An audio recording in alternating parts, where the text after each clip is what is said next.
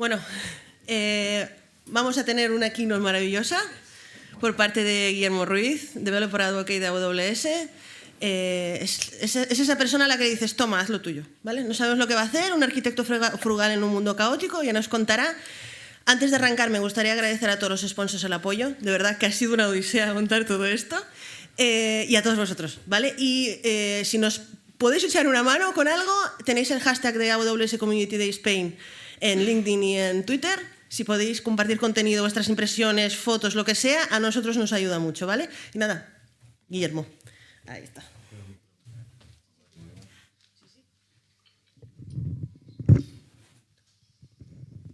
¿Qué tal? Buenos días. Más o menos se oye, ¿no? Bueno, venía a presentar, cuando me engancharon aquí a qué vas a hablar. Normalmente yo hablo de observabilidad y resiliencia, pero claro, no era forma de arrancar una keynote, de contaros temas de métricas, logs y etcétera. Y dijimos, oye, ¿por qué no hablamos un poco de cómo construimos sistemas distribuidos y robustos, sobre todo en un mundo caótico? Si vemos hoy en día, nuestra vida está interconectada a todo.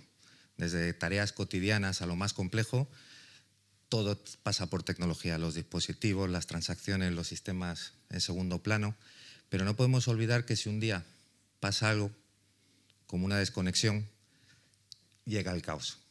Todo se incomunica, empezamos a tener problemas de transacciones, no conectamos, no viajamos, no volamos, y es como desenchufar el cable.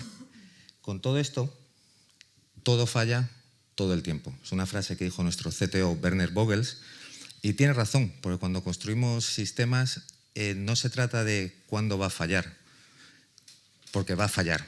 Lamentablemente los fallos no son excepciones, sino son la norma. Lo que tenemos que hacer es realmente cómo construimos sistemas para prevenir o para adaptarnos cuando esos fallos vayan a ocurrir. Así que aquí introducimos el pequeño concepto del arquitecto frugal.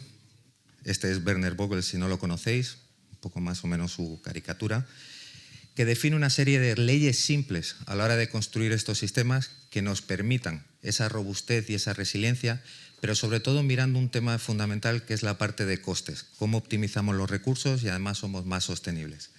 Y para arrancar con la primera ley, vamos a hablar de introducir el coste como un requerimiento no funcional. Normalmente cuando empezáis a diseñar, empiezas a ver, oye, seguridad, escalabilidad, rendimiento, etcétera, pero alguna vez nos hemos parado a pensar en el diseño del coste que va a tener todo esto. Integrando el coste y también la sostenibilidad nos va a permitir que cada decisión, desde la primera línea de código hasta la última instancia que ponemos en producción, todo tiene un impacto a nivel de gastos. Y es lo que tenemos que tener en cuenta, sobre todo cuando empezáis a diseñar, de, oye, no solo son todos esos factores, sino además añadir cuánto nos va a costar, sobre todo pensando en escalabilidad y a largo plazo, porque al final cuando montas una aplicación pequeña tiene cierto coste, pero cuando aquello empieza a escalar y la factura empieza a incrementar, tenemos un problema. Para ello voy a introducir tres componentes. Carpenter, no sé si conocéis, es un autoescalador de Kubernetes, open source, corre en AWS, corre en Azure, espero que algún día la gente de servicio haga que corra en cualquier nube, porque lo que te permite, es escalar bajo demanda. Te va a optimizar las instancias en función de la carga de tráfico que tengas. Tenemos también las Spot Instance, que no sé si habéis oído hablar de ellas, que es cuando nos sobra la capacidad en el data center, la podéis utilizar a un precio mucho más bajo, del 60 al 80% de descuento, con la única limitación que es que cuando la necesitamos os la quitamos. Tenéis que estar preparados de esto no es para correr cargas críticas, pero puede servir para ciertas funciones que tengáis. Y luego Graviton 4, que son nuestros chips basados en arquitecturas ARM, que es un 40% mucho más eficiente que lo que teníamos hasta ahora con x86. Voy a poneros una pequeña demo. Tengo una aplicación y voy a utilizar Carpenter para hacer el autoescalado. Y lo que vamos a ir viendo es cómo va a ir automáticamente generando instancias cada vez que le voy pidiendo más réplicas y más réplicas. Lo que quiero es saturarle y decir, oye, ¿cómo vamos a ir asignando cosas aquí? Fijaros arriba del todo que también tenemos el coste que nos va a ir costando. Bueno, aquí vamos a ver bajo demanda todas las instancias que hemos metido y las que hemos quitado. Y en cuanto empezamos a ejecutar, empezamos a asignar pods y el precio empieza a subir. Empieza con una instancia C6A, pasa a una T3A. Y vamos viendo para decirle, oye, escálame a 20, te voy a pedir 10 más, así saturo esto todo un poco.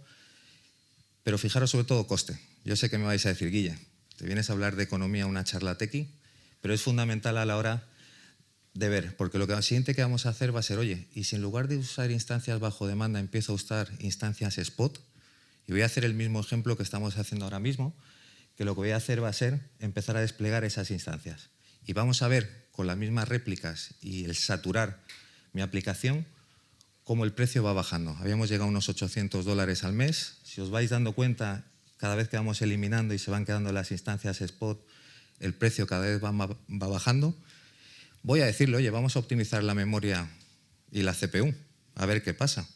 Cuando optimiza memoria y CPU me va a dar otro tipo de instancias, todavía más efectivas y el coste todavía va a bajar más. Y por último, una vez que tenga todo esto montado, lo que le voy a decir es, oye, ¿y si esto lo paso a Graviton, qué pasaría? Si ya estoy en unos 200 y bajando, ¿qué es lo que tendríamos? Vamos a ver, ¿se ha quedado pillado? ¿Está todavía pensando? Ah, no, mira, sí está todavía desplegando. Aquí tenía que haberla acelerado por 2 para tenerlo más. Pero si os fijáis, estamos ya cambiando la CPU y la memoria y empieza a eliminar una, me da otra, una T3, bajando $59 de los 800 que habíamos arrancado. Coste es importante, sobre todo para tu CFO, que probablemente se alegre de ver que hacéis diseños que no cuesta tanta pasta. Y aquí lo que vamos a hacer va a ser ya montarlo y pasarlo todo a Graviton, que baja incluso más el coste. Pues con todo esto, la primera regla o la primera lección que sacamos de aquí, el coste no es simplemente algo que estemos pensando ahí, sino que es parte de las decisiones core en el diseño de todos estos sistemas. Vamos a ir a una segunda, que es los sistemas que perduran se alinean con los costes de negocio. Y yo otra vez hablando de costes, os vais a hartar en esta charla breve, pero aquí, ¿cuántas veces habéis empezado a escalar y habéis pasado, en cuanto a producción, costes muy elevados comparado con los ingresos que tiene la compañía? A mí se me ocurren varios ejemplos que no puedo mencionar, estamos grabando, pero os podría contar unos cuantos. Pero hay un caso que es muy interesante, que es todo lo contrario, que es las aerolíneas Ryanair. La mayor empresa, la mayor aerolínea de bajo coste de Europa utiliza instancias spot y en producción. Y lo que hacen es alinean los costes, y luego hay una sesión que probablemente cuenten esto, no voy a hacer spoiler, pero os cuenten incluso mucho más de cómo lo tienen hecho, de cómo alinean esos costes de infraestructura para un tipo de negocio en el que los márgenes son muy bajos a la hora de volar, que es lo que permite que por 18 o 20 pavos podamos sacar billetes. Crecer por crecer no es suficiente. Siempre hay que crecer teniendo atado los ingresos que tiene la compañía y el crecimiento que hay. Muchas veces vemos la gente que se emociona y quiere fichar 200 ingenieros para hacer algo. Oye, manténlo constante. Y hemos visto ejemplos no hace mucho de un magnate desplegando 100.000 GPUs en 19 días, cuando es un proyecto que tarda 4 años, 1 año en planificación y 3 de despliegue en un clúster. Yo mantendría equipos pequeños y sobre todo a la hora de crecimiento. Para la tercera ley, siempre hay compromisos cuando empezamos a diseñar. Aquí veis coste, resiliencia y rendimiento. Pero todo esto son tensiones, ¿no? Esto es como las 3B, bueno, bonito y barato, bueno, bonito pero no es barato, y cualquier combinación que hagas nunca salen las 3. Aquí tenemos que encontrar el balance entre el coste y la resiliencia. Hemos dicho que todo falla. Si todo falla, tenemos que tener nuestros sistemas resilientes, con lo cual, ¿cuánto estamos dispuestos a sacrificar en coste y rendimiento para encontrar ese punto de balance que tenemos? Hemos dicho que Graviton un 40% de ahorro. Dices, coño, Guille, está muy bien, pero estás hablando de infraestructura. ¿Pero realmente mi aplicación está preparada para correr en ARM? Porque aquí hablamos de que hay que compilar, tienes que adaptarlo a una arquitectura distinta, librerías, dependencias, etc., etc. Pero es que además necesito hacer cambios en mi stack tecnológico. Esas son las preguntas que os vais a encontrar a la hora de decir, cuando viene alguien, oye, Graviton mucho. Sí, sí, pero aquí hay que echar cuentas. Tenemos una aplicación que es un advisor, que lo que te permite es analizar tu aplicación y decirte la portabilidad que puedes tener a la parte de Graviton. Aquí estoy instalando y voy a ejecutar al final un comando que es lo que nos va a decir, oye, sácame el reporte y cuéntame a ver qué es lo que pasa en todo esto. Que esta es la pantalla que tenéis ahí. Como veis, me saca ahí ciertos problemas de, oye, estas librerías, estas dependencias tendrían que estar actualizadas a una versión mayor. En Graviton no está soportada la librería que veis ahí. Si estás usando esta versión, usa otra. Hay que compilar manualmente la de Hadoop. Y luego además te detecta, pues oye, estás usando código en Java, que la versión mínima es 8, lo suyo es que vayas a 11. Esto te sirve para dar una visual. Tenéis hoy también aquí al head, que no sé por dónde anda sentado, de Solutions de AWS. Ahí al fondo. Tenéis a Luis, que también tiene una sesión hoy que os va a contar mucho de performance y benchmarking. Su equipo es el que se encarga de crear este tipo de soluciones. Y creo que tiene una sorpresa para el año que viene, en el que esto es al mismo un advisor, pero en el que ya os puede hacer la migración directamente. A ver si aguanta ahí. ¿Qué pasa con el rendimiento? Perdón. Pues vamos a hacer una prueba. Vamos a tener aquí una instancia en Graviton en x86 y otra en ARM. Y lo que vamos a hacer es un testeo. Tenemos aquí una librería, tenemos nuestra... perdón. ¿Qué ha pasado? ¿Arranca? Espera, si no arranco de aquí. Sí, se ha quedado pillado. Venga ahí. Que vemos dos instancias, una aplicación en Go, que vamos a utilizar el algoritmo LZ4 de compresión y descompresión. Y vamos a ver cómo afecta cuando lo hacemos en x86 y cómo lo hacemos en ARM. A la izquierda, mi arquitectura ARM, tenéis ahí mi instancia, a la derecha x86 y arriba del todo vais a ver el consumo de CPU, etcétera, que va pasando. Y en medio, pues iremos sacando la parte de utilities. Para lanzar, lo que quiero hacer es monitorizar durante 1 minuto en cada uno todas las posibilidades que tenemos a la hora del procesamiento de esta aplicación. Vamos a usar Flame Graphs. No sé si lo habéis utilizado alguna vez. Te permite ver cuánto consumo de CPU tienen los procesos cuando se están ejecutando. Cuanto más ancho, más tiempo de procesamiento. Pero vamos a empezar a exportar las imágenes que nos han sacado de esto. Si veis a la izquierda, ahora C5 es x86, C6G es arquitectura ARM. Y mirando el mismo proceso, en una es muy pequeño y apenas ocupa, pero cuando me voy al otro lado y busco lo mismo, si fijáis el stack es mucho mayor que lo que tenemos ahí. Pero vamos a cambiar de versión. Voy a ir a la última versión, que cambian ciertas cosas, y fijaros sobre todo en los tiempos de ejecución. Al principio tenías 22 en ARM, 18.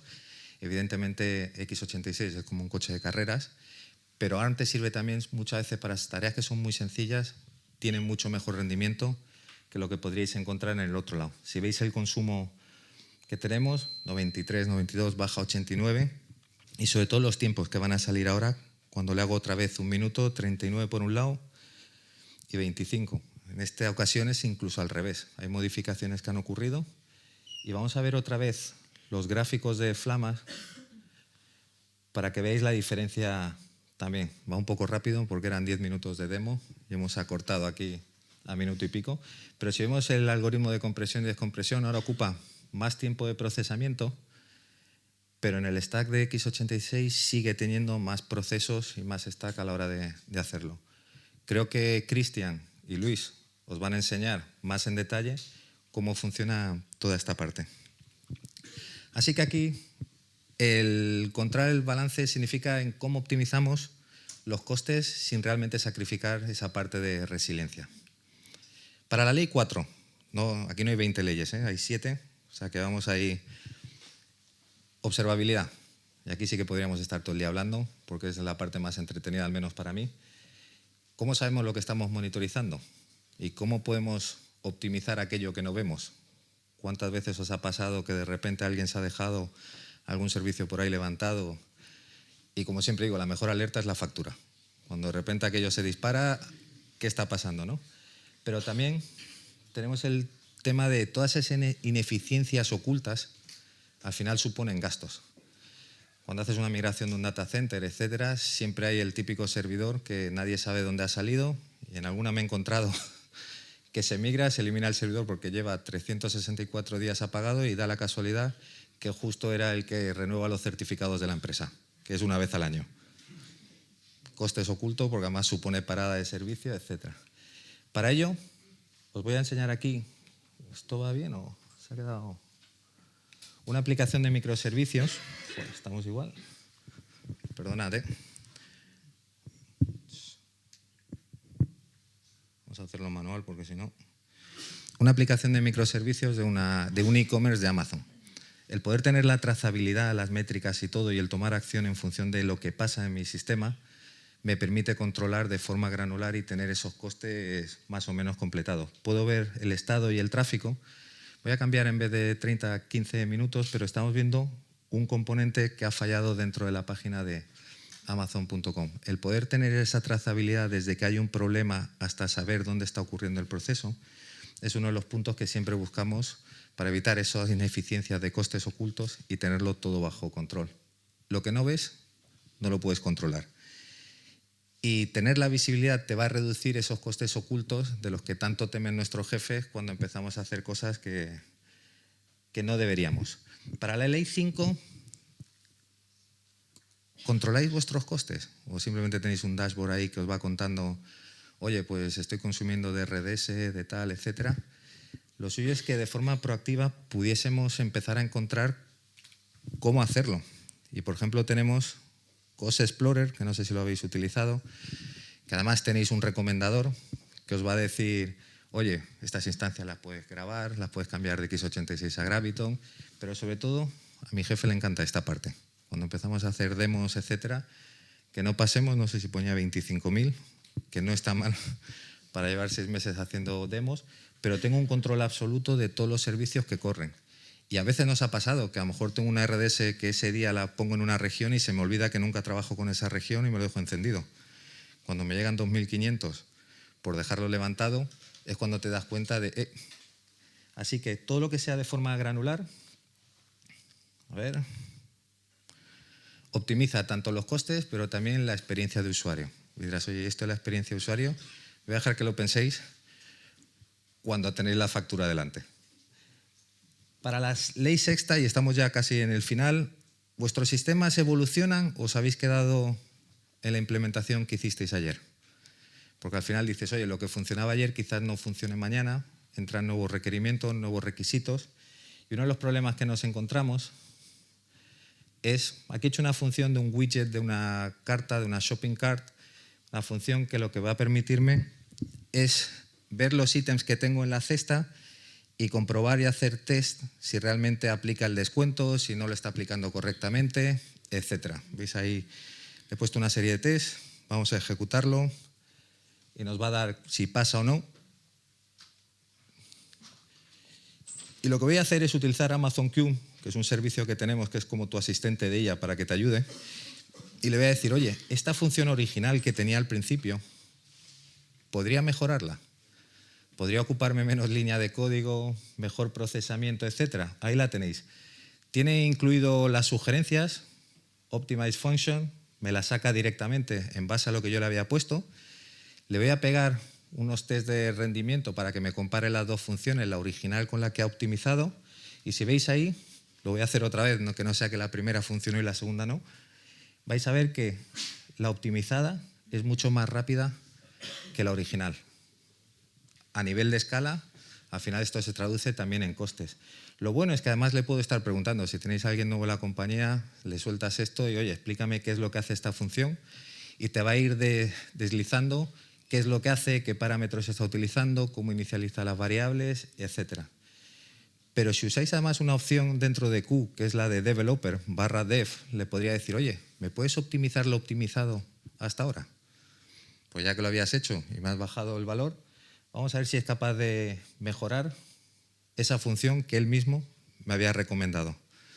Empieza a analizar todos los ficheros que tenéis, todo el código, y te va a venir con sugerencias. Tarda un rato, evidentemente, y en este caso en el time it os va a decir qué es lo que él quitaría, y fijaros, me pasa de 4 líneas a 1, pero además me va contando de por qué lo está haciendo.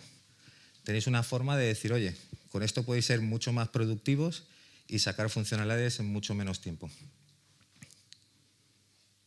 Bien, ¿no? Esto. A ver. Lo que pueden ser pequeños cambios hoy van a ser grandes ahorros del día de mañana. Siempre tenemos que estar buscando cómo ser más eficiente, cómo optimizar, no quedarnos en que la maravillosa ley de si esto funciona, ¿para qué lo vas a tocar?, ¿no? Yo soy de los que más vale meterse en vereda y poder hacer más cosas. La última ley, lo prometo, la complacencia. Lo que funcionó, lo que os decía antes, lo que funcionó ayer no tiene por qué funcionar mañana. Yo soy de los, iba a decir badass, de los que crean problemas en el sentido de siempre preguntando esto por qué, esto o lo otro, no lo podríamos hacer de esta manera, no podemos optimizarlo. Creo que debemos estar asegurándonos de que nos adaptamos al cambio, pero sobre todo ponemos en duda todo lo que hayamos hecho hasta ahora. Es la única forma de estar evolucionando. Y con estas 7 reglas rápidas, tenéis ahí el código QR por si queréis ver la página de Werner, lo que nos permite es poder construir sistemas robustos, pensando sobre todo en la eficiencia y los costes, sin olvidar que los fallos van a ocurrir, que es el día a día. De hecho, un poco sería aburrido que nuestros sistemas nunca fallaran, porque para trabajar necesitas, al menos yo necesito esa emoción. Y con todo esto, pues simplemente, oye, daros las gracias, espero que disfrutéis el día de hoy, que vienen muchas charlas, y nada, si tenéis preguntas o alguna cosa, bienvenido.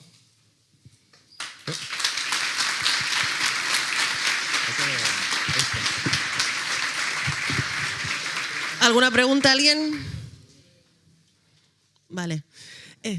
¿Por ahí? Ahí está. Y si no, en el pasillo, ¿eh? O sea, me paso ya este. Hola, buen día. Buenas. En la parte de que estabas explicando el despliegue de Carpenter con los ARM, había un CLI, un script que mostraba lo del el costo.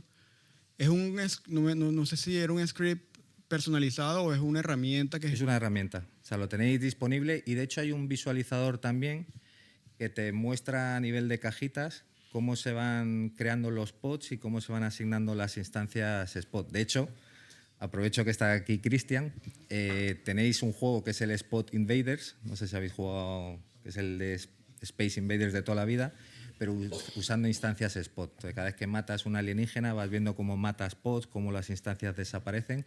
Esa herramienta es visual y la podéis utilizar, tanto la de coste como la gráfica de verlo. ¿Y el nombre?